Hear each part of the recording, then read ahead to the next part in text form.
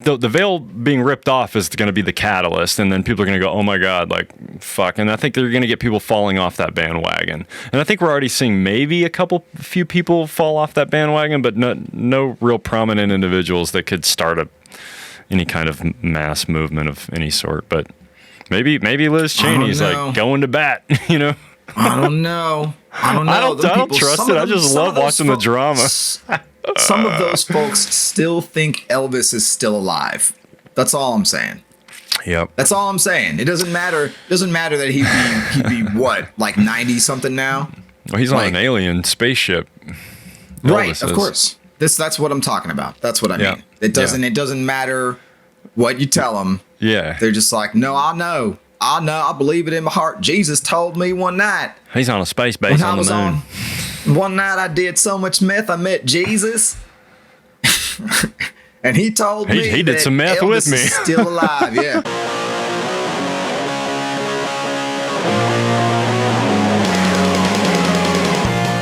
Hey, everybody. Welcome to another The Light Roast. It's Tuesday, May 4th at the time of us recording this. Of course, if you're watching on YouTube or listening on a streaming platform, it'll be Friday, May... What's Tuesday plus Friday? What's Friday minus Tuesday? Is that 3 days? Tuesday. Is it going to be the 7th? It'll be the 7th.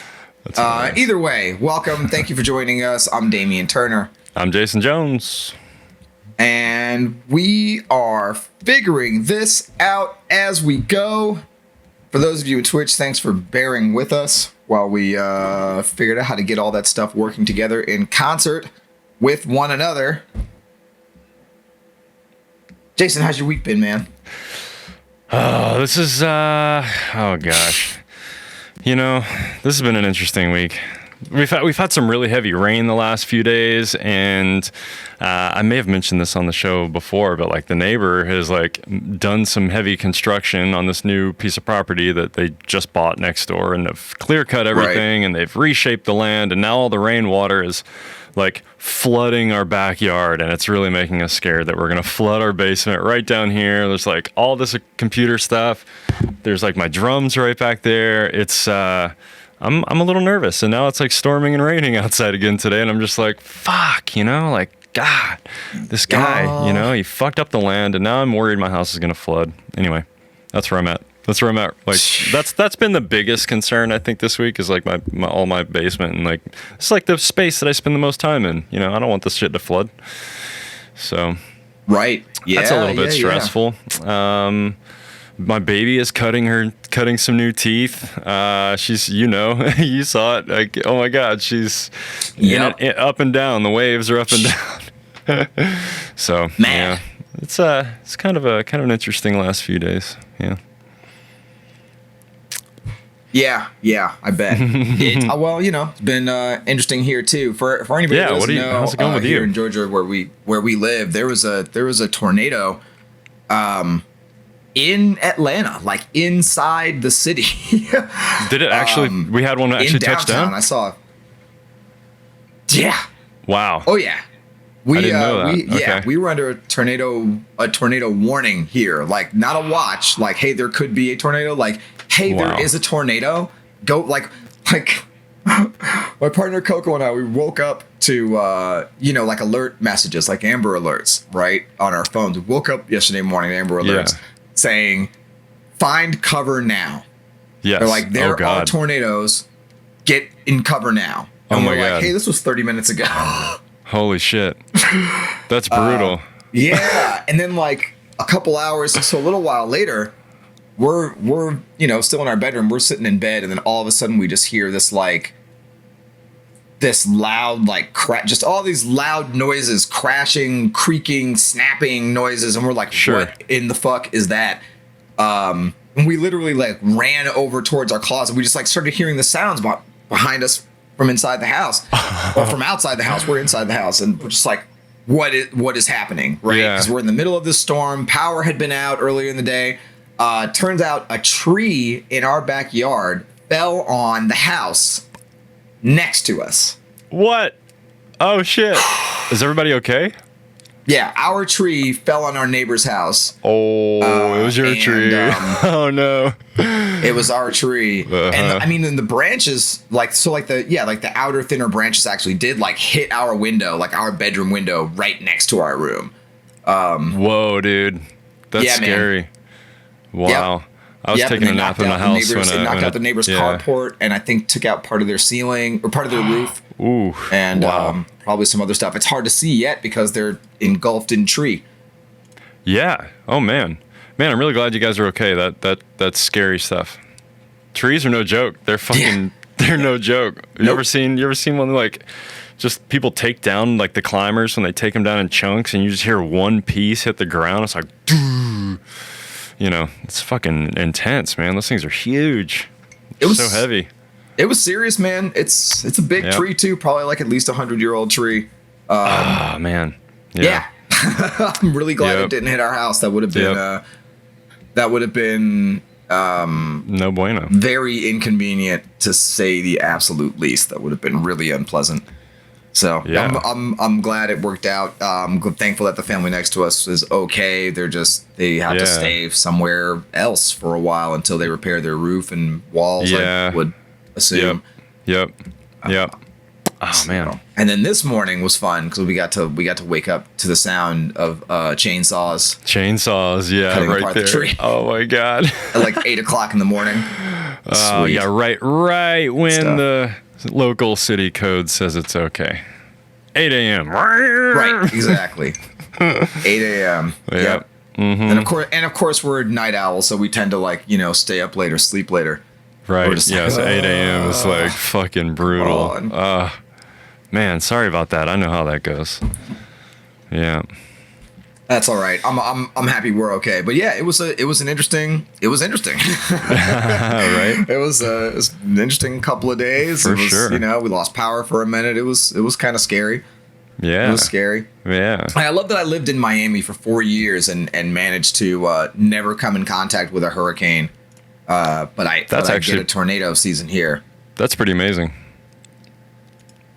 That's amazing. It was weird, man. Every time it looked like we were about to have a hurricane, it would just go right around us.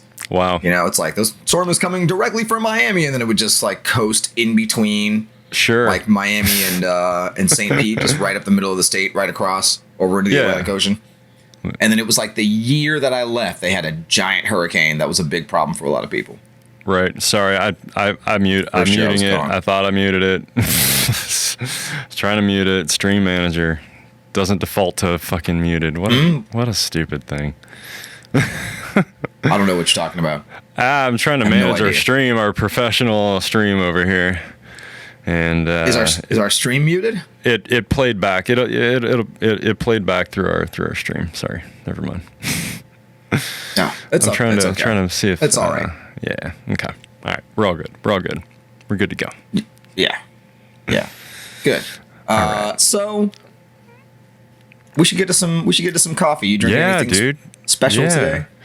I am honestly. I really am going with Old Faithful. I'm going with the. It's what's in right now. The Ethiopian Kimbata. It's a natural roast, natural light roast. It just hits the spot every time, and there's a lot of it around. So it's what I have access to, and I think I'm slipping on my coffee variety lately. It has I think I haven't been in an as adventurous place until you brought up some of those new coffees, and then our friend donated that last one. I just don't know where to look. I'm intimidated every time I go to look for a new coffee. I don't really know where I want to go to look for some trusted, good new stuff. Does that make sense? Right. You did something that I wouldn't totally necessarily do, which is just look for a brand online and just order some random shit. No. That's what it was. It was totally a stab in the dark. I was just like, let's give this a shot. Let's see. And it was good. Well, I figure I look at it this way: whether it's great, terrible, or in between, we win. Because it doesn't have to be good. We just have to talk about it. So we can just talk about how bad it is. It just doesn't have to kill us. Or how nondescript. I feel like there was one coffee, I think it was counterculture, where I was like, this is very okay. Meh. Meh. Yeah, it's a meh. It's a meh coffee. Extremely. Yeah. It's extremely neutral. It wasn't great. It wasn't bad. Right. It just kind of was. Yep. But I felt like it was a memorable enough segment. You know, I had a couple of beans. I had a couple. The segment. Yeah, go ahead. Go ahead. Yeah. Now we're doing that fucking Damn Zoom delay calls. dance. Yeah. I know, it's so bad. So I forgot what we were talking about. That's perfect. I was talking about counterculture coffee. Yes, I had some of it this morning. I put some of those counterculture beans in my coffee this morning, and I think I'm just trying to stretch out the last little bit of my Ethiopian beans that I have right now. So, hey, speaking of Ethiopia, I think Ethiopia is mix it with CBD. Nice. Yeah. I think speaking of this, is a little bit of a slight pivot. Or mix my CBD with more CBD, because that's what I would do. That's what I mean. Yeah. Yeah. A 2 to 0 ratio. That's right. Yeah. That's right. 2% THC to 0% THC. I mix them together to make 1%. You can buy 1%, but I don't. I like to mix them together. Just, you know. Yep. I like to find those early strains that just kind of taste like dirt. They don't even really taste. They look like weed, but they just taste like dirt. Those are good. I like those. I think I want to try brewing just the dirt that the beans grow out of. I think maybe you'd get a lot out of that. You know, like just a couple handfuls. Yeah, just brew the dirt. Yeah. Like, you know, you got to plant the coffee beans into your soil, and that's where a lot of the flavors come from. It's like coffee beans. So I'm thinking, man, why don't we just go straight to the dirt then? If like the beans are pulling all that flavor out of the dirt, let's just fucking go for the dirt. Like, forget the bean. Let's just have some dirt. It's for the flavors. I feel like there's a weird but somewhat viable logic to that. You know, I mean, of just like, that's where all the nutrients come from, right? It's all from there. Right. Everything that's, gonna end up in the bean. Right. Just drink the dirt. Is there some amazing transformation, like a fucking phoenix, that happens for every one of these coffee plants when the fucking, when the seed goes in the ground? There's like this big transformation, or is all the flavor actually just the dirt? Really? Like, no, that's how they roast them. It's the phoenix, right? So Well, we're gonna roast the dirt. We're gonna go through a roasting process, but I'm just saying. The phoenix rises when the phoenix rises from the dirt. It also roasts the beans on the bottom. Oh, yes, because it's a fiery bird. Yeah, it's capable of. It's hot enough to roast. It's a bird made of fire. You know. Exactly. It's a bird that was ashes. An ash bird, right? Yeah. When you see an ash bird flying around with its ash wings, and everyone underneath it is suffocating and dying because it's coating Ashton. them. All the children. It coats the children. Yeah, it's Ashton the bird. Of course. Yeah. Ashton, bringer of death. That's what that name means. Yeah, ash bringer ton, of death. tons of ashes. That's really his. Tons of ash. Yep, tons a ton of ash. Yeah. In your face holes. Yep. In your breathy holes. Yep. Yeah. And then so it was ashes.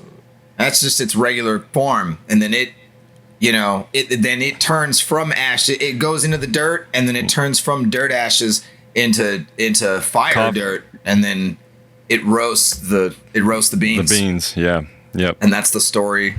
And that's the story of Jesus. That's how I know it.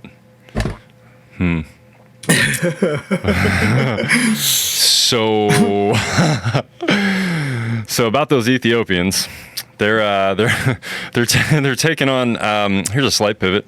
Cardano is one of those cryptocurrencies out there that I enjoy following. They're actually going to be using Cardano as a real currency here pretty soon, to some degree. Cool. It's pretty awesome. Hell yeah. Cool. Hell yeah. Hopefully, I might be able to buy fucking coffee in Cardano. That'd be great.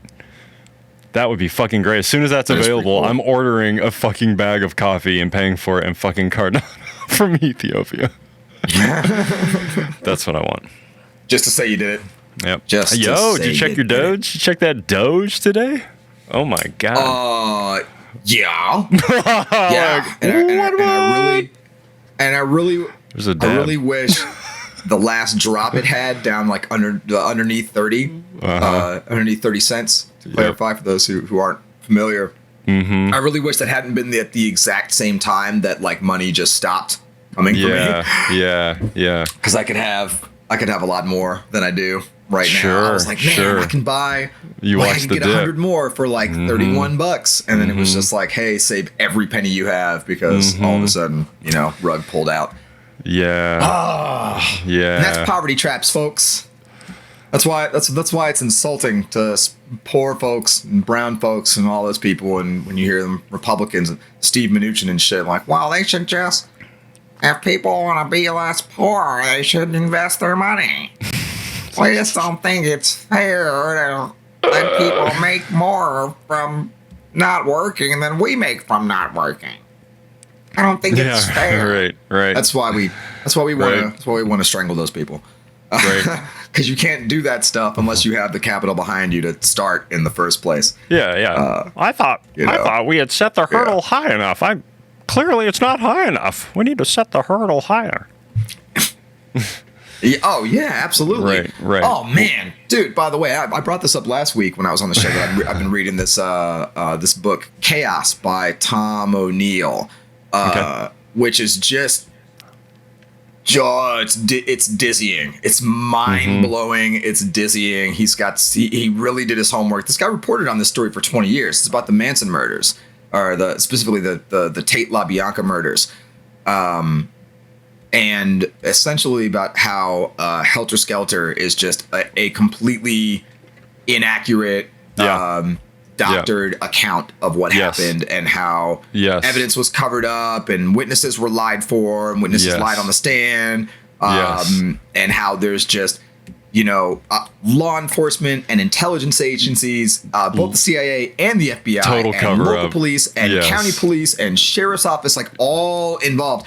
And because they were all really against the fucking hippies at that time. All of them, all those people in those positions were conservatives, and they were fucking hating on the hip. Where I'm at now in the book is he's thinking, the writer is thinking that it may have been part of COINTELPRO and Chaos, which were both. So Chaos was the FBI program. Okay. Right? No. COINTELPRO was the FBI. Chaos was the CIA. Okay. Or one of the, something like that. Yeah, we don't know much about the Chaos program, but because it just wasn't reported on very much. But with the little bit that O'Neill found out about it, he was saying it's something that should have been reported on. It should have been even bigger than COINTELPRO. But their stated goals were, to discredit the left. They're like, just discredit leftists at any cost, basically, by any means necessary.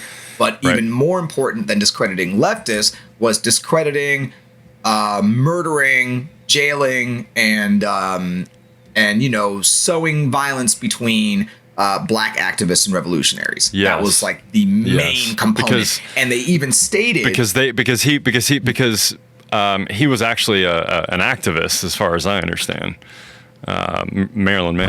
Charles Manson, or at least some of the people he was around. No, No, he was not an activist. He was a con man. And an ex-con and a person on parole, which is the important part. So what it's thought is that where I'm at in the story is the level of protection that he had almost implies that he was an informant, or if not an informant, close enough to informants to be more useful to the various entities he was working for, still out on the streets rather than behind bars. That's why he walked free for multiple counts of grand theft auto, sex with a minor, contributing to the delinquency of minors. I mean, you name it, and they had done multiple murders. It wasn't just Tate LaBianca murders. There were 2 more that they were able to connect to those murders, and then a bunch of other murders that happened around the same time that they, never pinned on them, but think now, that could have been them too. Yeah, they were like they were the fall guy for a bunch of, like, they were just an easy thing to pin a bunch of like multiple things on, I guess, right? I'm kind of saying the opposite, that they got away with a lot more than was pinned on them. Okay. They had undue I don't know the story protection. very well. Yeah, that they probably committed like 7 or 8 murders in, I mean, maybe more, but what they're looking at is definitely like 7 or 8 murders within like 6 months. Yeah. And brutal. And basically there was all this stuff done to separate. So like even with there was a murder. Yeah, there were the Tate murders, the LaBianca murders, and the Hinman murder. And they basically, it took the police like 4 months to connect those things together, which is weird because they had informants at Spawn Ranch. They had flyover. What's the word? They were monitoring them. I forget the word now, but they were doing flyovers and monitoring them. They had tabs on Manson and like everything that he was doing. They brought him in regularly. He got picked up and arrested regularly outside of the county that he was supposed to be in, sometimes outside of the state that he was supposed to be in, a couple times in Mexico, which he's definitely not supposed to be in if he's a felon on parole. Right. So, you know what I mean? It's like, this guy should have gone down 20 times over. How was he still free? And then, like, he's talking about how the guy who was picked up in the Hinman murders was directly connected to Manson and the family, but the prosecutors refused to prosecute them together. They didn't want. In fact, even the judge insisted that there could be no mention of Manson, the family, or the Tate LaBianca murders during the Hinman trial. Yeah, you can get a mistrial for stuff like that. Make? The judge during the Chauvin trial threatened exactly the same kind of thing. They were like, you cannot talk about this other thing because blah blah blah. It's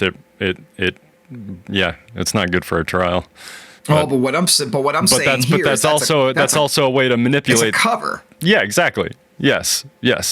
It did in this case. It didn't make any sense. It was clear. Yep. It didn't make any sense until you understood the real motive behind it. Right? Is that if they had have tried them together, a fact that the prosecution was concealing about two men specifically that had contact with people they said they didn't have, that saw people days after they said they saw them, that went back to Spawn Ranch after they said they'd gone back. Basically, if they had tried them together, it would have unraveled this whole story. So they tried them separately so that there'd never be an opportunity for the defendant to be asked certain questions related to this other case. So it was a cover. Interesting. And it was such a cover. It was so obvious that not only the defense, but one of the attorneys on the prosecution was like, hey, hold on. Wait a minute. What are we doing? Like, wait a minute. How come I wasn't invited? So, like, the main guy, Bugliosi, had a secret talk with the judge where they decided all this stuff. Okay, we're just not going to admit this. We're not going to mention this. Okay, we agree on this, agree on that. And they didn't include the defense. They didn't include all of the prosecution. And all of them were like, this is unprecedented. You never do things this way. We all should have been in that conversation. So, and there's, it just in the minutes of the hearing, some of the stuff that the judge was doing was just highly suspect, highly suspect. But I kind of, we wound up on a tangent there. There was a reason I was bringing that. Just because, it just that it turned out that, it seems to be turning out that the most major motivation is, these people were just trying to do anything they could to stop and disrupt and mess up black people. I mean, the left too, as a whole, but like there was this whole document about how they needed, how it was like imperative that they stop whites from identifying and believing in and supporting blacks and black causes and black movements. And it just, it made me think about so much of the stuff that we've seen in the past year and so many of the narratives. And they were talking about how it was also their intention to divide the left against itself by separating what we now call progressives from the kind of mainline people. Yes. Through manipulation of discourse, through, sowing discontent and distrust. And I'm going, man, that all sounds real familiar. Sounds like real what's happening familiar. in the Republican Party all right now. Sounds like what's happening in the Democratic Party right now. It's all of it. All like again, we all just remember where we were like between 1 and like 4 years ago, like right when we found out Trump got elected. And we're like living with that reality for the first couple of months there that he was president. I think we all kind of realized, holy shit, like for real, the system is fucked up. Our system is totally fucked on both sides, and we're getting screwed by both Republicans and Democrats, and they're all in bed with each other at some degree. Even with the public facing fight right now, a lot of them are still like, shaking hands under the table and doing their backroom thing. But, they're, so my point is that, Biden's not the answer to fucking much of anything. I mean, really. So what victory really did we win? And not much. That's why I can't identify as a Democrat. I definitely identify like maybe as a progressive, definitely a liberal. I have very, very few conservative tendencies, I think. So it's hard for me to relate with those people these days. Yeah. Well, and I think we've talked about this on the show before, but those terms are so muddled now, that's when right. we talk about liberals and conservatives, we're really not invoking the definition of the words, I'm trying to the traditional because the narratives that are spun. Yeah. I'm trying to use the traditional meaning is, of these words actually. Right. Well, so I mean fiscally, right? I'm prefacing what I'm about to say sure. with this is that I have a pretty, if we were just talking about like viewpoints on policy, I would say that I'm probably like 60-40. Things that you could not moves that are like traditionally conservative as we know them, but if we're talking like spend money or don't, you know what I mean? There are equal things where I'm like, you should hold on to that. Like, we should be conservative with that there. We should hold on to that money. We should make sure this gets, this should go back only into this. This should just be into this public resource. This should only, Right. Right. Yeah. I mean, can you give me an example? There are a lot of like I can say military spending is one where like we spend too much and we could save a little bit on that. So that's an easy one, I think. We could spend a lot on that. Right. Yeah. Defense contracts and military budget is huge. Honestly, bailouts for big corporations. These are the same people that want to push for regulatory undersight, yes, that's or right. lack of regulatory oversight, to put it correctly.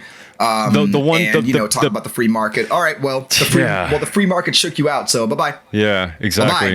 Too big to fail should not be a thing. That's right. Especially when the fucking CEO is taking home how many millions of dollars every year, and then they sit there and just write themselves practically a fucking blank check, They come into a company and they increase their, they increase their fucking salary like 200% while the employees get a pay cut, while they lose some health care, while they have increased hours, while injuries on the job go up, while, you know what I'm saying? Like it's fucked up that they're going to sit there and they're going to take home that many millions and then expect the taxpayers to pick up the rest of it. Like that doesn't make any sense. How do you get bailed out? And then the owners of the company who steered the company right down into the ground there, let their margins get a little too small, and then they're still taking home millions as individuals. Well, there's so many elements to that. They're just fucked up. Like, fuck. Well, I thought of this just as we're sitting here. I think we're the terms we really should be using when we're talking about, Democrats and Republicans is not liberal and conservative, but it's statism versus corporatism. And I don't like either one of those things. And honestly, on the establishment end, they really flip-flop between what serves them best in the moment, right? So corporatists are all pro-corporatism until corporatism fails them. Then they want statism to then they're pure statists. Well, the state should come in and back us up. Right. It's called corporate socialism, and should... that's what we have. Yeah, that's what our current system is socialism for the rich, and pick yourself up by your bootstraps for the poor. Corporatism for the poor. Mm-hmm. Yeah. But even on the Democratic side, well, we want, statism to support us until that fails for us. Then we want corporatism to come in and save our backs. We want corporatism to come in and support us. We want corporatism to give us our jobs when our public careers are up. So, when we start talking about liberal and conservative and Republican and Democrat, it's like we're almost the terms don't even mean anything anymore. And yeah, I'm neither a statist nor a corporatist. I don't believe either one of those institutions are going to lead us to the promised land. I think they both exist to to subjugate and subdue us in some way. Sure. Yeah, but Yep. But yeah, anyway, it was just it was interesting to connect those dots. Reading this book about Manson and the CIA in the 60s. And it's chilling to read some of these accounts. Oh, and here's how we got into the liberal conservative thing is Tom O'Neill is kind of suggesting that that there is or at least was at the time, a conservative wing of the intelligence community that basically determined that any progressivism, any liberalism had to be coming from Russia and the communists. Had to. Yeah. It couldn't be. It couldn't possibly be a reaction to their policies. So it has to be coming from China. That's right. Coming from China. That's right. That's exactly what we're dealing with right now. It's like everyone's kind of doing that. I think both sides are doing that shit. And so then they used that for, it's the same thing we've seen since then. They basically just been trying to do the same thing over and over again. Discredit anybody who would connect the dots, shout down progressives and quote unquote conspiracy theorists and right. And overload the public with too much misinformation where they absolutely cannot decipher what's real, what's false, and everything's happening so fast that there's not enough time to really do any kind of deep dive or investigate or give any particular topic any real effort and time. Right. And so we just end up moving on and forgetting about stuff, and so that's to manipulate the narrative too. And it's a very powerful tool now that we've got the internet, and you can see why some of these social media groups are really struggling with this concept of silencing any of these groups because I mean it's they're spending a lot of money. Number one, they're spending a lot of money. And it if you're wondering if there's a freedom of speech issue, I mean, it's still private property. It's still, it's still a private service. You know what I mean? It's not a public utility. Not yet. Right. So they can still set the rules, but, I don't know, man. Well, and that's the thing is that they what appears to be the case is that they set the rules for us. And then they play by a completely different set of rules. Yeah. Yeah. Yeah. I think that's true. Yeah. Totally. Well, let's get into some news. Some happenings in the world. Hell yeah.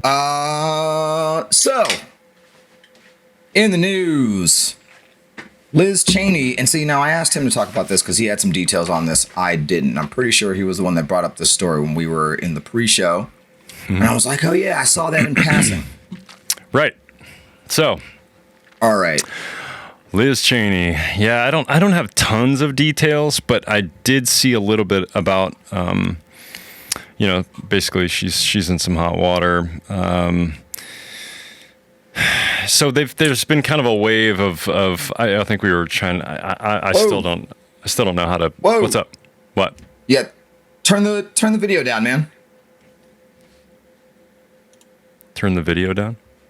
Yeah, you have video, audio, or is that me? Oh, sorry, that's me. Oh, okay. I don't even know if you guys can hear that. I just all of a sudden have this loud. I didn't hear it. I thought you were.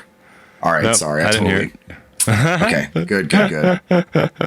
Yeah, 'cause I pulled up a CNN page, and then it just automatically starts playing this big giant Dude, video. mine's been doing that this whole show. Like, I'm sure it'll come through in the audio. I don't think you heard any of it, but a couple times there's been some of our audio playing back. But I'm the one like sending the signal out, so I've got to be like super careful.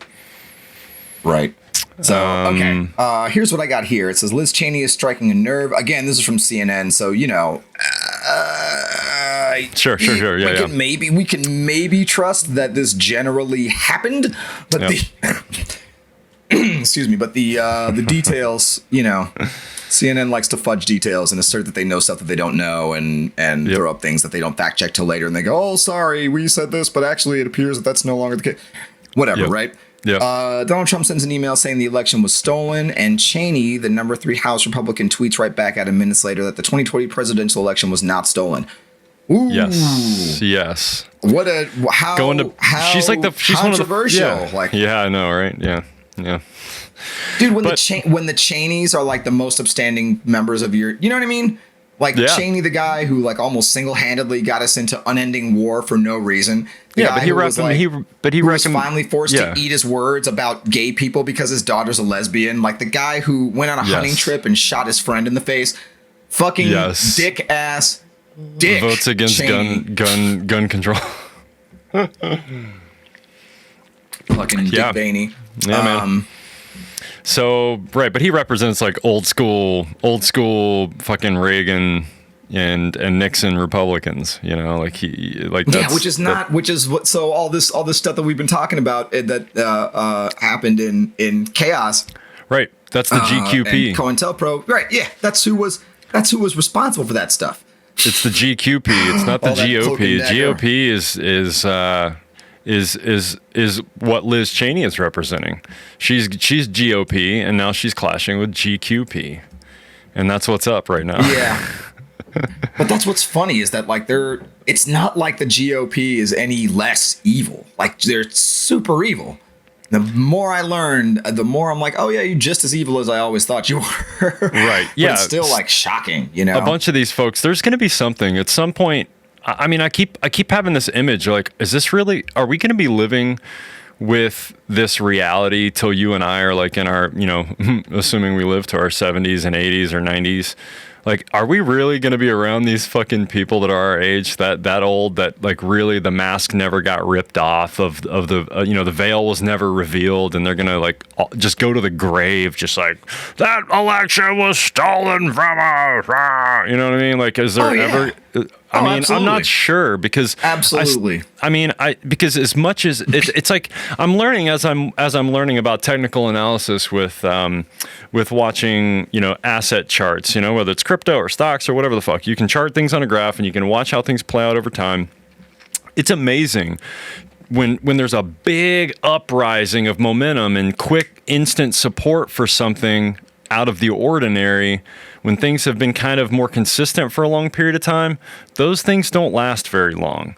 They're big spikes on a chart and they come right back down. So what I'm saying is the GQP is a big spike. I think it's a big fucking spike, and I think eventually you're going to have some bubble burst. You're going to get the bubble burst, and they're all going to have the reality set in, the veil is going to be revealed. Something, the veil being ripped off is going to be the catalyst, and then people are going to go, oh my God, like, fuck. And I think they're going to get people falling off that bandwagon. And I think we're already seeing maybe few people fall off that bandwagon, but no real prominent individuals that could start any kind of mass movement of any sort. But maybe Liz Cheney's like going to bat, I don't know. I don't trust it. I just love watching the drama. Some of those folks still think Elvis is still alive.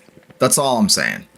Yep. That's all I'm saying. It doesn't matter. That he'd be what, like 90 something now? Well, he's on an alien spaceship. Right, of course. That's what I'm talking about. That's what I mean. It doesn't matter what you tell them. Yeah. They're just like, no, I know. I believe it in my heart. Jesus told me one night. He's on a space base on the moon. One night I did so much meth, I met Jesus. And he told me he did some meth Elvis with me. is still alive. Yeah. He sold me some more good meth. No, that was Jesus. No, this was a different time. Jesus was just a guy. That's just who I buy my meth from. I don't trust him. Dang on Mexican, but got good shit. I thought he was just joking about that Jesus thing. But yeah, man. So hold on. Let me dig back into this story real quick. So where we were was Liz Cheney is going to bat, and she got censored by the Republican Party in her state, and a whole bunch of Republicans have been out there and been censored. I don't really know. It's just a slap on the wrist. It's just like they write you a warning, or like it's just like a piece of paper on your Republican record that's like, you upset your party, shame on you. That's it. Mm-hmm. So yeah, her vote went through. She got censored. Mitt Romney they voted on his censor, but there weren't enough votes to truly censor him. It was pretty fucking split though. It was like 720 to 760 votes or something like that. I'm like, damn, that's a lot of votes, but that there's even that many to count. Like, damn, how many people are in their fucking state Congress? But yeah, they fucking censored a whole bunch of people. Some got away, But it's such a weird thing. This whole censoring.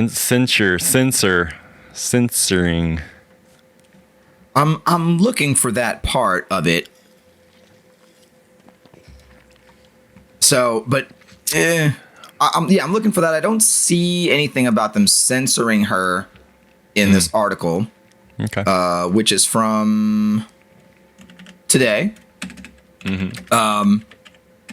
But here's what I got to. So it basically asserts what you were saying. It's just that she's like a staunch, old school Republican. A conventional conservative. Yeah. But so. Yeah. This is a slightly older article. I mean, this is from February. A couple months ago, Wyoming Republican Party on Saturday voted to censure. It's CENSURE. It's not censor. It's okay. censure. It's a party censuring.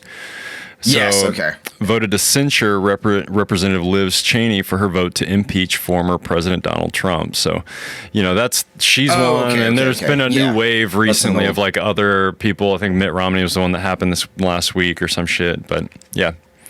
It's like the popular thing to do is censure. What I'm getting now is basically they're talking about how she's continuing to stick to her guns and basically on an island. It says, but not only is she on an island, she also seems to be digging a deeper moat around herself. Whatever the reason, she's clearly on a mission to raise the standard for traditional conservatism, whatever that may now be. I'm telling you, traditional conservatism it's just as rotten as Trump conservatism is what I'm finding at those levels in the ranks. I'm not talking about the voters. I'm talking about the people who run the shit.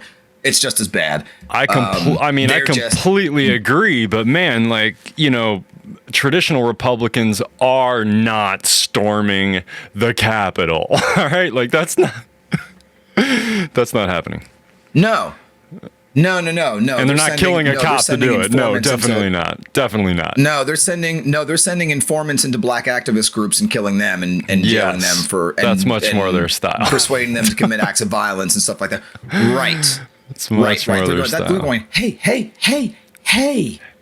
You're ruining the game. Shh. The game. Hey, you're letting them see. Yeah. You're letting those Negroes figure stuff out. Yeah. Come on now. It's probably why they're all pissed at Robin Hood. It's like Robin Hood's making trading. Exactly. You can't let the poor man have access to trading. You can't let You can't let the black people feel safe. They're down for the rigged game. But there's this what they don't realize they've done in their efforts to convince half the country that their models and their courses of action are okay. Yeah. To get people to sign off on the killing of unarmed, innocent people and the jailing of innocent people and all that stuff. They created this sentiment of, well, if in real America, we could just go and tell them how we really feel. Yeah, with a shotgun in my hands, and if they run away, I can shoot them. Right. Right, and that's turned into the sentiment of like, well, we really run shit around here anyway, so let's just fucking do it out in the open. And yep. I think that's what the real split in the Republican Party is, right? Is between that old way of let's do it all hush hush and secret and never speak anything to nobody, say nothing to nobody, to we don't got to do that anymore. We don't have to do that. Come right out in the open, just be who we are. We put in the background work. We're good now. What are they going to do? Yeah. But then here's the thing, right? Here's the real thing. Is here it says right here. Political strategists being what they are. There's already some whispering about Cheney's potential national future. Maybe, just maybe, if Trump decides to not to run for president, she might. Lots of Trumpists will show up, you know who they are, and she might be ready to lead what's left of the GOP, both in the primaries and a general election. So that's what all of a sudden this big moral grandstanding is about, is I see an opportunity to run against him on the people that he disenfranchised. Yes. That's what that's about. Yes. I think. I doubt that she really believes in shit. Yeah, they've isolated plenty of Republicans, and there are probably enough... I mean, that's the real question is, are there enough people who voted for Biden that you could get to go more towards a Liz Cheney as opposed to, say, a Biden second term, or if Biden doesn't run, which of course he will, is you know, he's not going to get any competition. Obviously, he's an incumbent, so he's not going to get any competition. Let's say he does decide not to run. Who's going to run in the Democratic Party? Obviously, we saw a bunch of support for a lot of different candidates this last time. I mean, damn, the Democrats have plenty of candidates who could fucking kick that ass. Well, that worked. Yeah, I have a suspicion that was just part of a scheme too, because there's all of a sudden in this landmark election, we had far more Democratic candidates than we've ever had. Sure. And for the longest time, I'm like, why are there all these people? And so many of them were forgettable. Yeah. There were a number of them that nobody gave a shit about. Yeah. And like 10 of them. People were like, who's this guy? At least. Right. Yep. And fucking Bloomberg was in, and Andrew Yang, who I liked, but his only thing was, I'm going to give you money. Like, and it's like, okay, what's your foreign policy? I'm going to give you money. Like, all right, dude. I just didn't get where all these people were coming from and why they were all there, how they all make it there. Right. I still like Andrew Yang. Until everybody simultaneously dropped out of the race and supported Biden to knock Bernie out. And then I went, oh, that's what we're doing. Okay. Right. That's why we overloaded it with so many people so that we could, fragment the Democratic voting bloc and separate them into their preferred candidates. And then as each of their candidates backed Biden, well, then they'll back Biden too. I think. But I'm paranoid. Yeah, that's what I think. That's what I think. So, that was Liz Cheney. Yeah. That was, I've just, look, I don't trust these motherfuckers, man. I don't trust these motherfuckers. I trust everybody. Especially after I've seen what they done to us. Seen it. Seen what they done to us. Mm-hmm. I know they're still doing it to us. So I don't believe them. I think there's ulterior motives to everything. I think almost no story we get is dead on the money. And this is what sucks really bad about. And see here again, this whole thing that's happened recently with the co-opting of conspiracy theory narratives by the right, where this wasn't a right thing. The whole conspiracy theory thing and the deep state stuff started with what was uncovered that was happening in the 40s through 60s. Yeah, during the McCarthy era. And it was being perpetrated by the conservatives, and it was liberals, liberal independents, and progressives, and activists, and journalists who were finding this stuff. Yes. All of a sudden, in the last 5 years, I want to say, maybe 10, definitely in the last 5, all of a sudden, it is a right-wing narrative.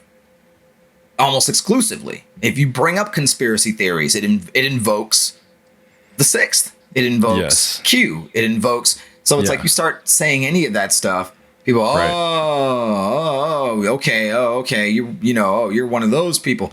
And it's like, nah, man, like, look, just because I believe maybe there were ancient aliens doesn't mean I also believe maybe there was a Holocaust. That's not the same thing. Yeah, exactly. And ancient aliens don't necessarily lead to flat Earth. You know what I mean? No. It doesn't lead to chemtrails. It doesn't lead to fucking Pizzagate. It doesn't lead to fucking, Satanist child eating orgies. Like it's I don't know how you string all those together into a reality. That's so wild, man. I think they're doing what all abusers do is they're projecting. They're taking the things that they don't want to be seen for and saying it about the other side, saying it about the people that they're victimizing. You should see what they do. With people on really powerful platforms like Tucker Carlson and Sean Hannity, who stand up there and just say what the fuck ever. But they do have a cohesive narrative. I mean, it's tight. It's real tight, and they seem to just and too. They yes and each other. They're just all about this yes and more conspiracy. Yes and they've already got their talking points, and all they got to do is just stick to them. They have their bullet points of what they're supposed to riff on and talk about and shove down the audience's throat, and they just stick to that no matter what. But it's when stuff. Well, it's when you say you got. Another one of the points in the book is they talk about how it was uncovered that the CIA had operatives operating in news media that became part of public record, but the names had never been released. But there are news anchors, yes. News anchors that you grew up watching, news anchors your parents grew up watching, who were just disseminating disinformation for national intelligence. And some of that is to disinform. Some of that is to cover up. Some of that is to divide and conquer. For sure. And we know that now. We just don't know the specifics. And I'm saying, well, if that's what they were doing, I forget how many they said it was, but they have uncovered it's at least some X number of, and it was like 60 people, 50, 60, 70 operatives somewhere around there, I want to say. Yep. And if that's what they were doing then, what are they doing now? Well, now there's just a direct line of project. Well, now there's a direct line from Trump to Hannity, Like, they spoke nightly while he was in the White House, like every night. So there you go. That's not supposed to happen. That's not supposed to happen. Like, right. I mean, like that's what I'm saying. There's like clear evidence of conspiratorial behavior. But now if you mention that, you seem like a crazy person because they've just lumped everybody in. Conspiracy theorism has become one thing instead of what it actually is. Hey, there is evidence that what really happened is not what these people are saying happened. That's all a conspiracy theory is. I think there are more than one people who knew about a thing that said they didn't, or, said things happened differently than they did. Yeah. And it's to cover up something else. A conspiracy is multiple people came together to do a thing. That's the conspiracy, is that it didn't just happen organically, that people conspired to do an action together. It doesn't necessarily have to be malintent. It doesn't necessarily have to be a negative thing. It can be, yes, exactly. I was going to use that exact example. Like, you and I conspired to do this show. Here we are. So, but it's become, the phrase that we use, conspiracy theory, and it's powerful. Dirty word. So, speaking of conspiracy theories, Bill Gates. Oh man, dude, how's your 5G? Man, mine's good. Mine's real good. Yeah, so good. Yeah. 5K porn in my head all day. So 5K porn. I mean? Just close my eyes and it's right there. Multiple windows for VR. Fuck yeah, dude. Yep. Yeah, dude. Dude, you've heard of deep fakes? These are balls deep fakes. Balls deep fakes. Nice. Oh man. You get it? Yeah, the image I got was just like, yeah, fucking balls deep fakes. Balls deep. Just balls hitting your chin, you know.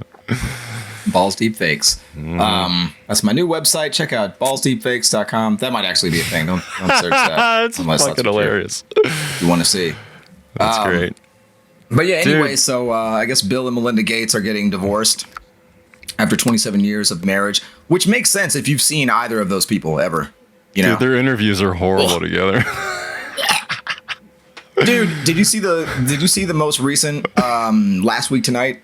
Oh my god. Oh, Look, there's no way. I know that there's no microchip in the shop. Yes. Or he would have told me. That hasn't even been invented yet, and I didn't hear him say it out loud. So, and then she's just like, dude, somebody freeze framed the moment. Motion with her hands and the shrug. Yes, yes, exactly. And I'm like, dude, oh my god, Right. Could you stop validating them, please? Yeah, I don't really know much about it. Bill and Melinda Gates announced their divorce in identical statements on social media. That's odd. And said they will continue their work at their foundation. Look, I think his wife was just like, look, I just can't do it anymore. I'm not a good liar. You know, you don't put it down well enough for me to cover your tracks, man. Come on. Like you're a weird guy. And sure, I look like a bleached paper bag, but people would still ask questions. Like, she could still do better than him. Why is she with this guy? When they learn that it's just for the Pizzagate money, you know, people are gonna figure it out. Bill, I gotta go. Did you see the clip of us on John Oliver? We look like shitbags.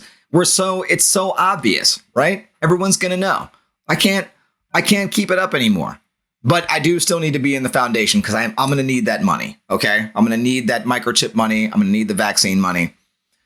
No, but for real though, I don't think there's a microchip in the vaccine. Maybe syphilis, right? That would make more sense.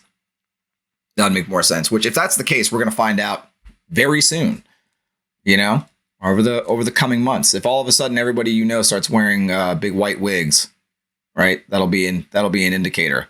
If all of a sudden Victorian wigs come back into fashion, could you imagine that? Could you imagine like 2 Chainz with like a big Victorian wig? A big wig, a big like King Louis wig. Or I guess you know who would rock that better than 2 Chainz would be Young Thug. Like, that'd be the shit if Young Thug came out in like a Victorian dress with the big wig, the big white wig, and then was just like, I got syphilis, and I don't even know if that's how he raps. I just know it's, you know, it's how everybody raps right now, right? They do just like the one note. That's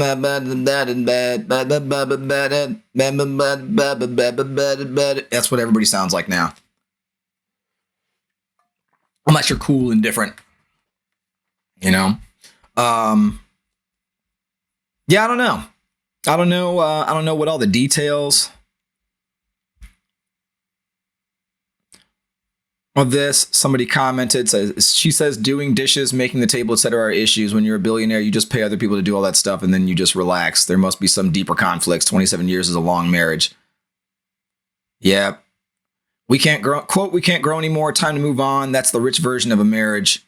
I could never imagine saying that about my amazing, beautiful. Okay. I don't know why I'm reading people's comments like there's any useful information in there. Have you ever tried to learn anything from comments online? It is an exercise in futility and frustration. Don't read comments. Just don't do it. I mean, do it if you can, you know, keep an air of equanimity about you and you know, let it roll off your back. But I don't know. It can tend to make me mad sometimes. I'm just like, how are people this willfully dumb? Why? So, okay. That's that. I don't really know what else is going on with that. We'll look in Google News to see if we can get any more information.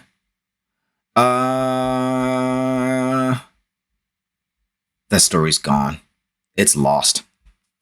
Oh no, here it is. You full coverage. Give me that shit. Hurry up. Yeah, they're splitting up after 27 years.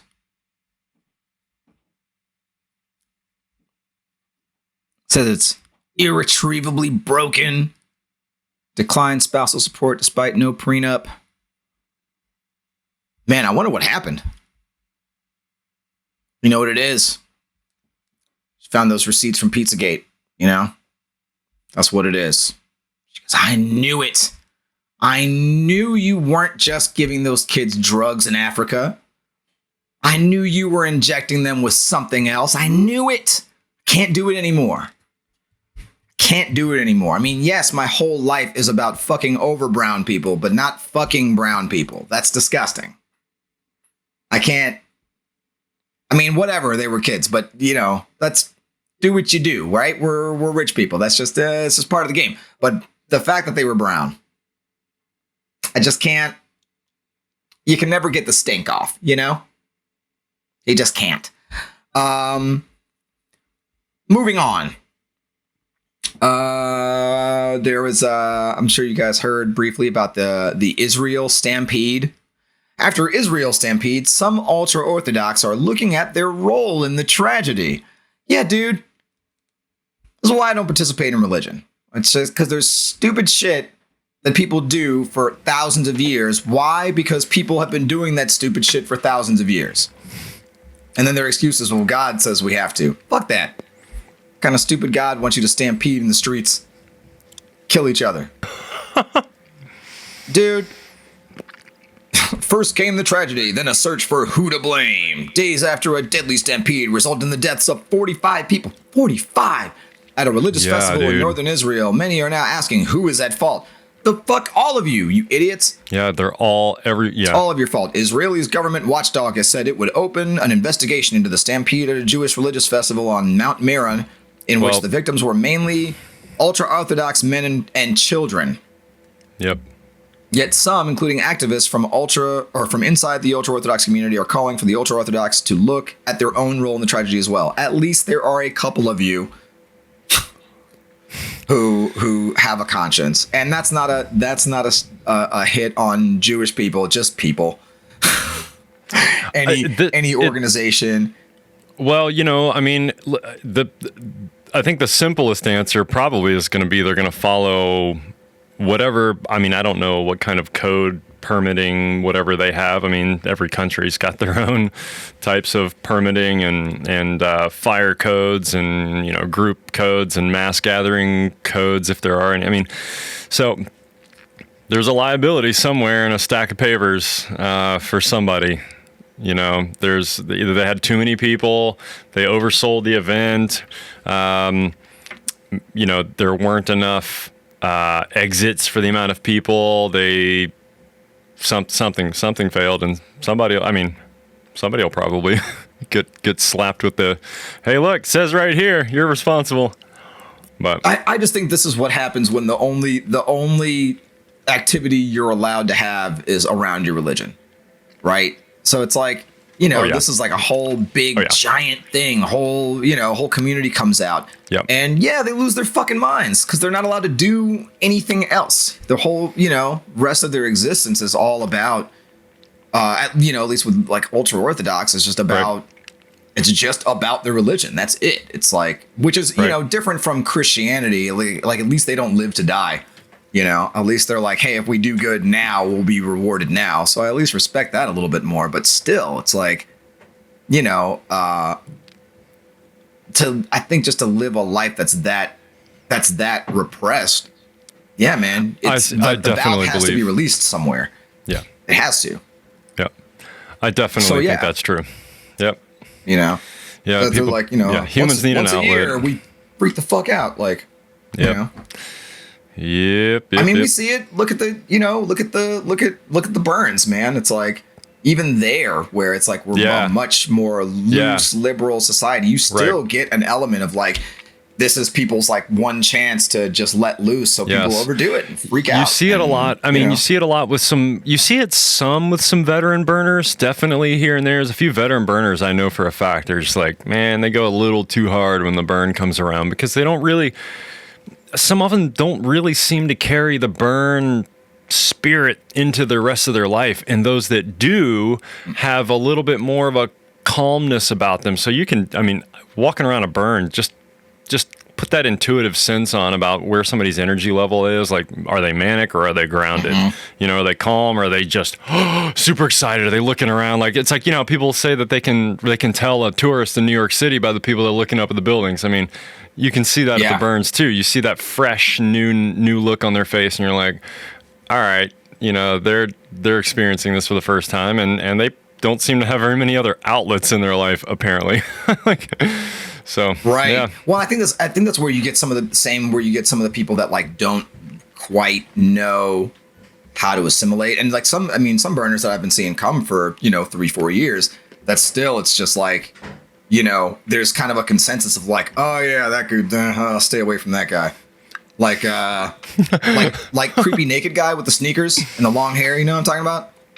There's this, for the audience, there's this creepy naked I don't think dude. I know who that person is. I mean, maybe I'm probably. Oh, if you saw him, no. If you saw him, you'd know. If you saw him, you'd know. Young guy, long, really curly ringlet hair, real thick and bushy, and he's one of these types of young men that likes to constantly assert how knowledgeable he is and how much he knows and understands and is really not very bright. He kind of tried to like challenge me in conversation a few times. And like, I wasn't challenging him. Like we're just having a conversation. Right. But then he's got to like show all the women in the room that he's the alpha. Yeah, he's got a peacock. And I'm just like, look, child. Yeah. I'm like, look, child, you're an idiot. And then like, you know, reports from numerous women that he was like, just not that he like did anything, but just giving off creepy vibes and like just being a little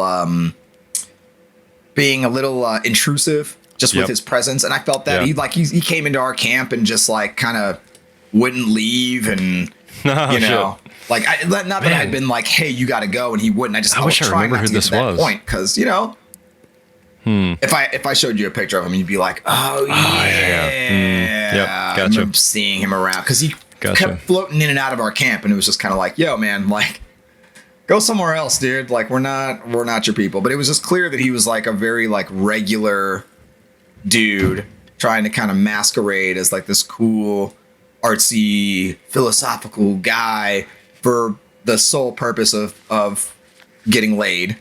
And it was just weird and gross. And it was like, yeah, man, you need to like open up yourself in the rest of your life before you try to like come here and do that. You know, you can't just like turn it on for a weekend here and just like, I'm a free spirit. Like, well, what do you do in the rest of your time? You know? Exactly. Yeah. So I don't know how we got off on the tangent of that guy, but it seemed pertinent at the time. Oh yeah. Cause talking about the stampede, and you know, that guy is he's a stampeder. You know what I mean? That's definitely, it's like, all right, man, like just, hey, you're going to be here for 5 days. Like, slow it down, calm down. It's going to be okay. We've been to some heavy metal concerts, right? And seen some people do some mosh pitting and been in some pretty extreme situations like that. And, you know, I've been to some really heavily packed arenas. I've been to some heavily packed outdoor concerts, and human flow is always like the utmost important thing. Because once you get humans into these conditions, like there's really like, it's pretty predictable what will happen with just a little bit of stimulus, just a little, like one little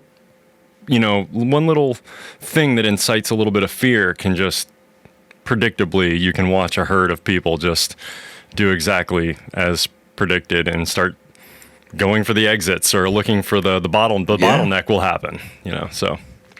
Right. Yeah. Well, yeah, I mean, we've had conversations about this personally of just how, you know, I think fear is a manipulating tool used against people to trigger them into predictable responses. So yeah, fear is very, very powerful that way. And it is. And I guess that's my criticism too, is like, it's pretty easy to predict like what humans will do in large groups in the case of an emergency or a a dilemma, especially without any supervision or any guidance, anything put in place. And it's just like, come on, guys, like, that's why I'm like, come on, Israel, like you should have known, y'all should have known better. Yeah, exactly. Right. They have U.S. funding. They have U.S. connections. I mean, I think they're civilized enough, and modern enough of a country. So at least protect your own people, Yeah, like, they can understand people flow and tell people to chill the fuck out. Yeah. You can watch people flow. I mean, they understand how to have like building codes and shit. There it is. Since the stampede, Israeli politicians and the media have questioned whether the government and police were unwilling to place limits on the number of people at the festival to avoid angering ultra-Orthodox leaders. This is what I'm talking about. It's like fucking organized religion, man. It's like just y'all need to calm down, right? That's my gripe with organized religion is that it's the super literal interpretation of allegorical texts. And an insistence we have to do things this way because God said so. All right, well, 45 people died. Yeah, but God said we have to do it this way, and if that's what God wants is for those people to die, then how do you know that's what God wants? No, man. Like, come on, dude, take some precautions. It's crazy. It's crazy. Yeah. Like those are those judgments Jesus warned against. Yeah. Well, they don't believe in him, so.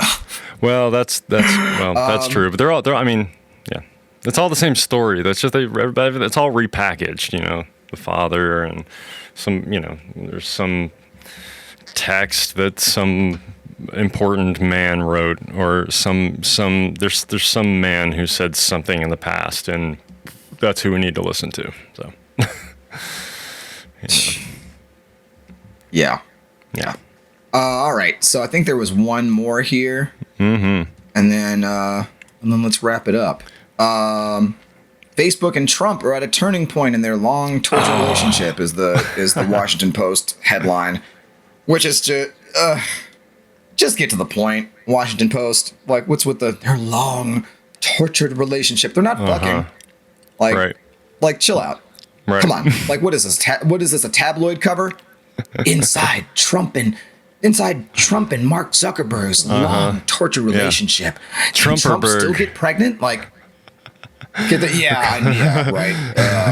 Zuckerrump.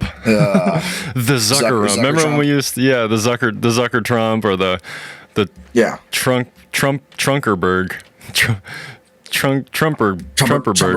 Trunkerberg. Trumperberg. Exactly. Anyway, let's stop cutifying them. Fuck that. Yeah. Well, I mean that I think I saw that the headline. I didn't actually get into the article too deep, but I saw that I started that. Sorry, I was reading two things at the same time. I read just kind of the headline for that, and I just for some reason immediately thought Twitter. So my question is, like, what's the status with Twitter? I mean, do we actually see him potentially coming back to Twitter, or not? I mean, is that? I don't think they're saying. Well, in this one, they're not saying anything about Twitter. We're just specifically talking about Facebook. Yep.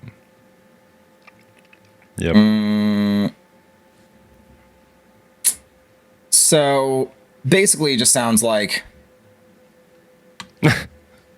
they're debating on whether or not to let him have his account back.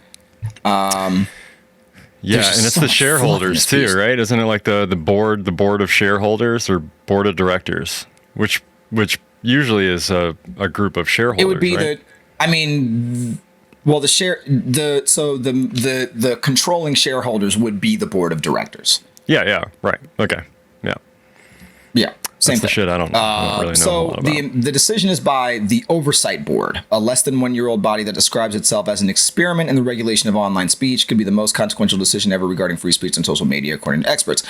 It could also alter the way that social media companies treat public figures going forward. So this is like a new thing. This isn't even as simple as the board of directors. There's think they said it was like a 20-person oversight board, which is something that they developed for Trump.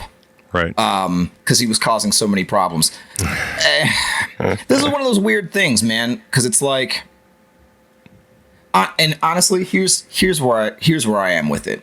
Is I'm almost more concerned with the implications that either letting him have his account or not letting him have his account will have on just communication in the future, more than I'm concerned with, with what kind of whether. I'm more concerned with just the overall general implications of whichever way this decision goes than I am with whatever Trump could say online. Granted, it is important, it definitely matters that he is disseminating misinformation and disinformation. But again, right? This is just a new, more blatant way to do what we now know Republicans behind the scenes are doing all the time. And I'm sure Democrats too, which is manipulating the narrative, pushing false claims and stories, and misdirecting the public's attention from one story onto another, from one part of the story onto another, and so that's almost arbitrary to me. Okay, so we're gonna stop it on Facebook, but we're gonna pretend it doesn't happen in mainstream media, which is part of how Trump got his foothold, right? Is acknowledging the fact that much of what we see in mainstream media is manipulated and blatantly untrue. And they admit to as much periodically, all the time. Sorry. Actually, that guy that we said beat a guy to death with a fire extinguisher. Turns out that's not really... We don't really know if a fire extinguisher was involved at all. Yeah. But we just decided to say it because someone said it and we just thought it sounded good, so we just said it. Because, we're the news. Right. We just say what sounds good. Allegedly. Not even these days. They don't even do that anymore. Yeah, I know. Yeah, exactly. Oh my God. Well, it's a lot of people don't know this. It's not illegal to lie in editorial. It's illegal to lie in advertising, but not in editorial. Yes. There's no charges that can be brought up against you. You can't be sued. Unless you can be sued for slander or libel. But you can't be sued for incorrect information, like just by itself. You could say, today the moon turned pink, and as long as you're not hurting anybody by saying that, you can lie about it all fucking day long. Right. No law against that, which is interesting to me. Shows where our values lie as a country. So there's that. There's that part of it to me. But then it's more like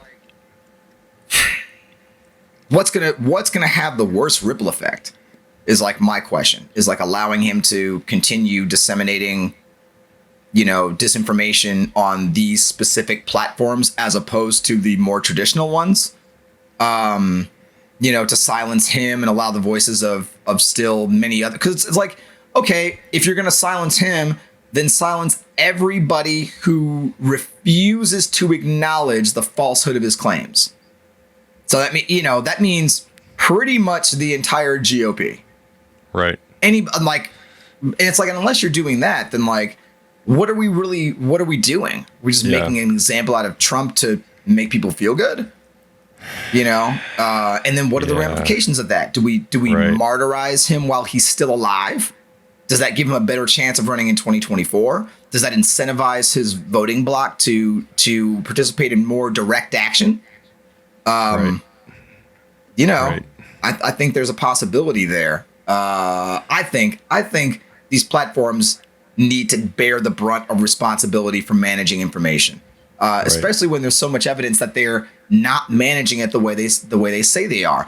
Where you go on Facebook and Twitter and just see, racist, hateful, sexist, violent condoning posts all the time. Yep. But if you say the words white people, you could lose your account. Yep. What? Come on now. Now Who's giving that order? Yeah. Yeah. Doesn't sound like liberals to me. Right. Right. You know, who set that up? They might have set it up. They might have spoken to liberals about it and gotten them to consign, oh yeah, I guess that isn't right. And you know, okay, but that's a Republican agenda. That's a conservative agenda. I think that sounds about right. Is police speech. Yeah. I mean, yeah, honestly, they really are. I mean, they're the ones who tried to kill fucking rock and roll, you know? They wanted to end rock and roll with their conservative family values. Well, and again, that's what the Manson family thing is speculated to have been about. Mm-hmm. That is what it accomplished. It finished off the hippie movement, the anti-war movement, and the Black Power movement in one blow. Done. Yeah. Done. Yeah, that might have been like that. Yeah, right. That was like the final death knell. That's really interesting. Because by then, you'd already had John Lennon. About you'd already had MLK. We'd already had John. No, John Lennon died in 1970. Is that right? I don't know the year, but it was all very much part. I mean, you know, you had to take out John Lennon too. I mean, if you're gonna, you know, be taking out the hippies, he was a big figure. You know. Yeah. I mean, he was also an easily corruptible piece of shit. So. Well, yeah, he's whatever, but you know, he's a rock star, mate. You know. Yeah. He's a hack. He was a hack who thought way too much of himself. And, he's egotistical. Yeah. For sure. Actually, I think he died. I want to say he died later than that. Well, what he represented to the people, even, you know, at the time, was pretty powerful. Yeah, so he didn't die until 1980. So the reason I'm clarifying that is because I don't think his death was part of this isolated movement. You know, John Lennon found out about the 60s halfway through the 70s. You know, he was like 6 years too late. I mean, right, but because they were squeezing everything they could out of the pop. The anti-war movement had already died, and now that there's money in it for him, imagine all the people choking my girlfriends as I do. You know, that's sit down, John Lennon. You know, learn to play your instruments, idiot. Right. You know, so what I was going to jump onto, they've got a few things. Honestly, I thought Paul was the better songwriter. He wrote arguably the first punk rock song of all time. Okay. Which was Helter Skelter. Look at that roundabout there. I'm telling you, man, it's all connected, man. It's all connected, man. See. Yep. Man. But so, you know, just thinking about the Manson murders in the 70s. Sorry, in the 60s, in 69, right? So by that time, Huey P. Newton was dead. By that time, Fred Hampton had been assassinated. Martin Luther King had been assassinated. Malcolm X had been assassinated. Angela Davis had been jailed. James Baldwin had been run out of the country. So, and you know, the Black Panthers had been thoroughly demonized in the press through intentional disinformation disseminated through news media by intelligence communities. We've now come to find out. Where it turned out that a lot of the violence and infighting that the Panthers became known for came directly from operatives in intelligence. So they would write letters from the Black Panthers to the US organization. Okay. And try to start fights. And if they couldn't start fights, they just shoot a few people. Right. They just cause bloodshed. or they convinced them that some agency was doing something to the, convince them to go and attack somebody so-and-so, or convince them to get involved in other crimes to discredit them. Yeah, it's the Antifa narrative they use now. So really, this was just... Exactly. The Antifa BLM narrative. They use the same narrative for the BLM organization that they used for the Black Panthers back in the 60s. Because it works. They're communists. That's why. They're violent. They're terror. Because it works, and it's working now. Yeah. It works. And so what I'm saying is, they had this whole... They had this Black movement that was now being supported and in some cases funded by white activist groups and some white Hollywood groups who had money, power, and influence. So they had to figure out a way to scare all those powerful white people away from those poor blacks who were trying to get a little bit of human rights. They had to figure out a way to discredit the anti-war and hippie movement as not being a love and consciousness expansion movement, but rather a drop out of society and become a criminal movement. And at the same time they did all that, they also managed to implicate the Black Power movements in this kind of crime and violence. And by that time, they had assassinated or put away in jail any leadership who could have opposed that narrative, or who could have kept things going. It's something I've said to people before, white friends of mine that have been like, well, I don't understand why Black people still talk about racism when, you had the civil rights movement in the 60s and then you had your president. You had yours. You had your president. Yeah, right. I go, well, let me ask you something about 1960s. Did the civil rights movement of the 1960s end because it accomplished all of its goals, or because all of its leaders had been assassinated or imprisoned? We lost.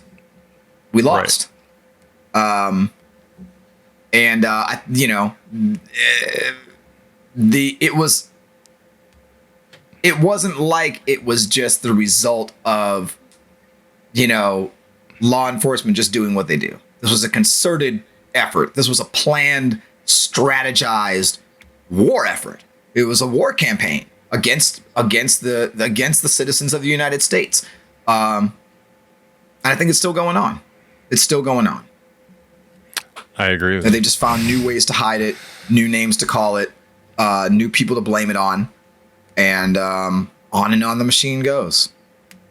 So, man, this has just been a really lighthearted episode. Okay, now that we're at the end, DJ J4R DJ Jared has a question. DJ Jared, if you're still with us, what's your question, buddy? Now let's wait a minute for him to see it. Let's wait for the delay. And then another 2 minutes to type and send, and another minute for us to receive that. Exactly. That's the fun thing about taking questions here on the Light Roast is we're not going to see it right away. Till tomorrow. I didn't even see them saying that they had a question right away. I just saw it just now. So I've got my display screen. Yeah, I didn't notice that either. Yeah. Well, I try to periodically just like see if anybody's talking and try to come back and address these at the end. Right. I'm telling you, DJ Jared, you got about 30 seconds before I give up on you. I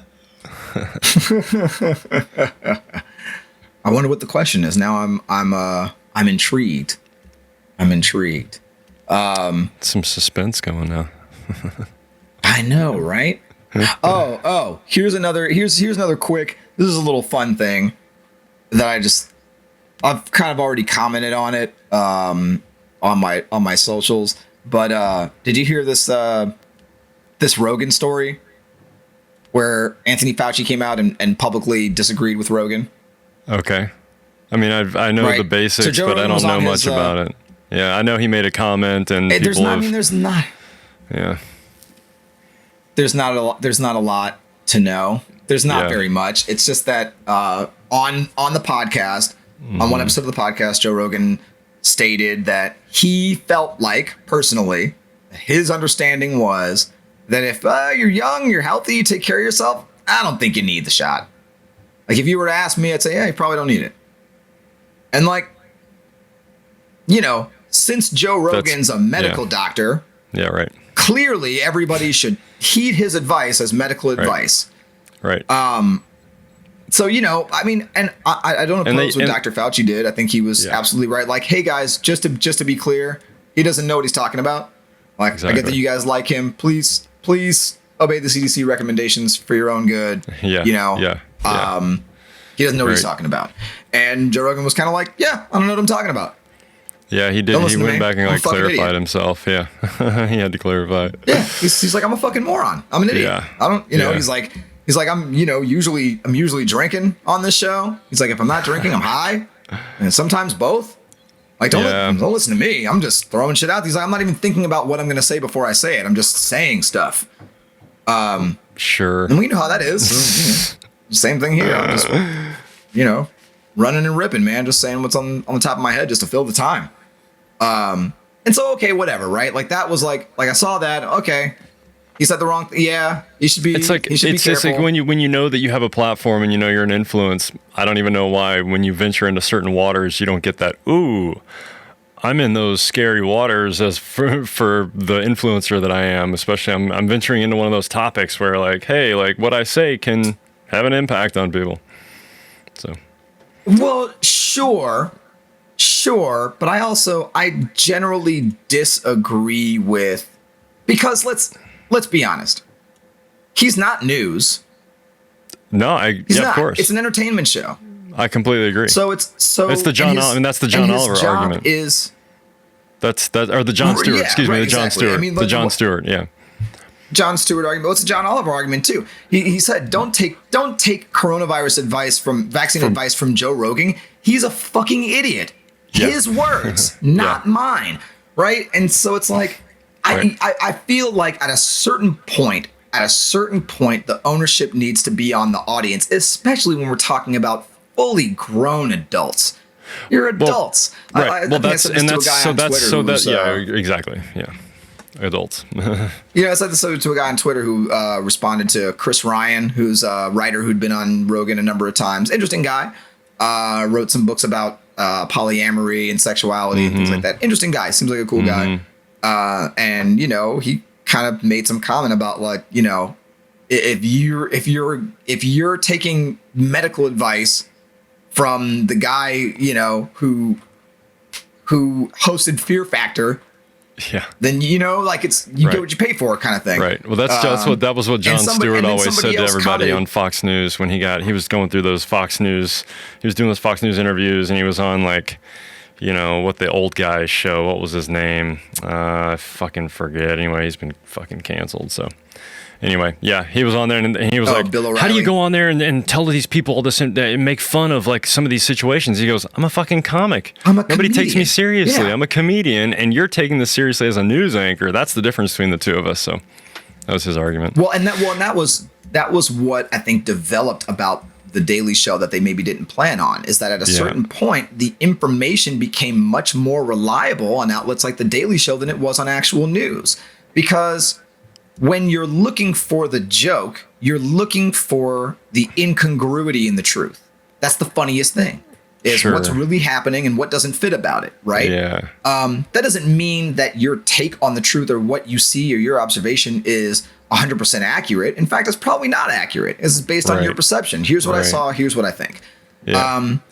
Like I said this the other day about like Ted Cruz got into an argument with Trevor Noah online.